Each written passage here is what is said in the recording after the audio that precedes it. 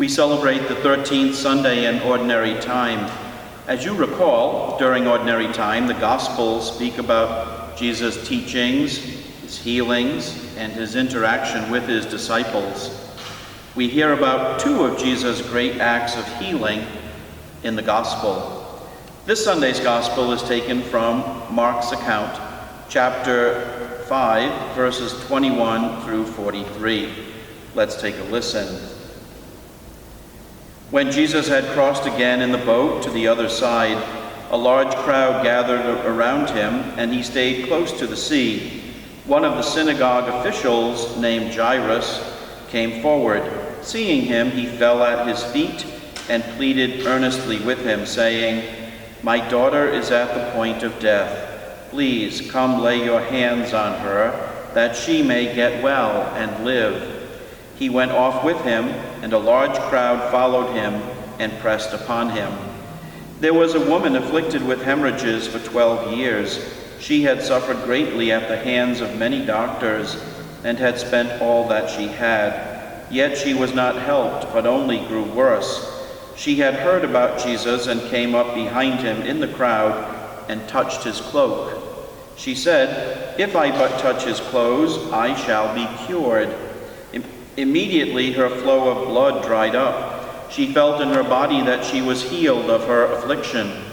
Jesus, aware at once that power had gone out from him, turned around in the crowd and asked, "Who has touched my clothes?" But his disciples said to Jesus, "You see how the crowd is pressing upon you, and yet you ask, 'Who touched me?'" And he looked around to see who had done it. The woman, realizing what had happened to her, approached in fear and trembling. She fell down before Jesus and told him the whole truth. He said to her, "Daughter, your faith has saved you. Go in peace and be cured of your affliction." While he was still speaking, people from the synagogue official's house arrived and said, "Your daughter has died. Why trouble the teacher any longer?" Disregarding the message that was reported, Jesus said to the synagogue official, "Do not be afraid, just have faith." He did not allow anyone to accompany him inside except Peter, James, and John, the brother of James. When they arrived at the house of the synagogue official, he caught sight of a commotion, people weeping and wailing loudly. So he went in and said to them, "Why this commotion and weeping? The child is not dead, but asleep." And they ridiculed him. Then he put them all out. He took along the child's father and mother and those who were with him and entered the room where the child was. He took the child by the hand and said to her, "Talitha cum," which means, "Little girl, I say to you, arise." The girl, a child of 12, arose immediately and walked around. At that, they were utterly astounded. He gave strict orders that no one should know this, and said that she should be given something to eat. Jesus encounters a man named Jairus, a synagogue official. He's a man of some importance. He's a man of some influence.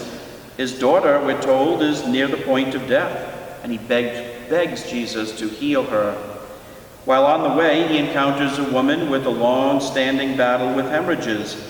The passage tells us she had heard about Jesus and came up behind him in the crowd and touched his cloak.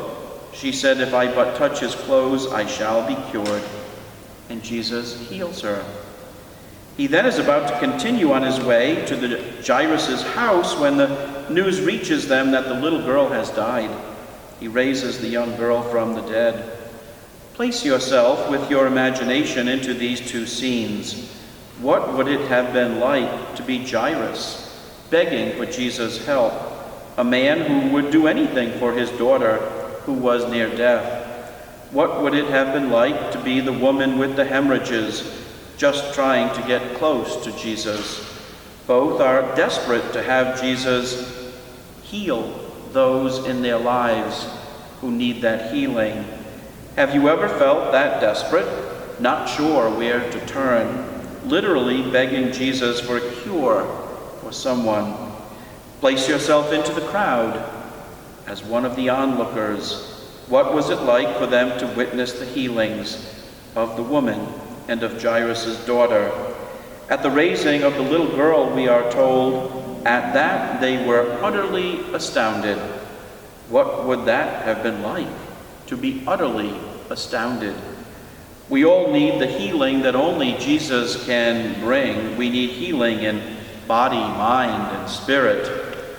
Does the gospel encourage you to turn to Jesus for healing? I invite you to reflect on this week's gospel passage. Let the gospel fill your week. See you in church. It's great to see more and more people returning. God bless.